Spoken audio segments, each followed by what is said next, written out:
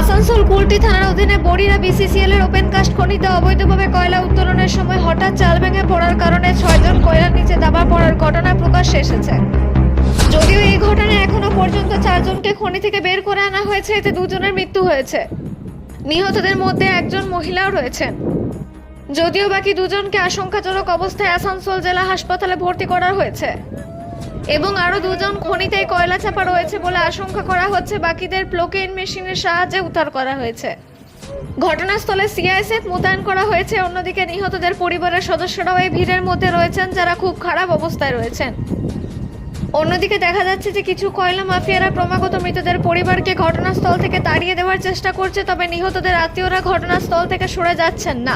তারা দাঁড়িয়ে আছেন যে কোনো অবস্থায় তাদের আত্মীয়দের মৃতদেহ এক ঝলক দেখার আশায়। তারা আশা করছেন যে সম্ভবত এই ঘটনায় তাদের পরিবারের সদস্যরা বেঁচে আছেন এবং প্রশাসন তাদের বাঁচাবে। এই ঘটনা এই অঞ্চলে নতুন নয়, এর আগেও বড়রা কয়লা খনিতে ধসে পড়া অনেক ঘটনা ঘটেছে। এই ঘটনা যে এই অঞ্চলে নতুন নয়, এর আগেও বড়রা কয়লা খনিতে ধসে পড়ার অনেক ঘটনা ঘটেছে, যেখানে বহু মানুষ প্রাণ হারিয়েছে। তা সত্ত্বেও কয়লা মাফিয়াদের দ্বারা এই খনি থেকে অবৈধভাবে কয়লা উত্তোলন এবং চোরাচালান হ্রাস পায়নি এবং প্রতিদিন এই অঞ্চলে 3 থেকে 4টা ট্রাক কয়লা উত্তোলন করা হচ্ছে। আসানসোল থেকে জিত মিশ্রা, রিপোর্ট নিউজে।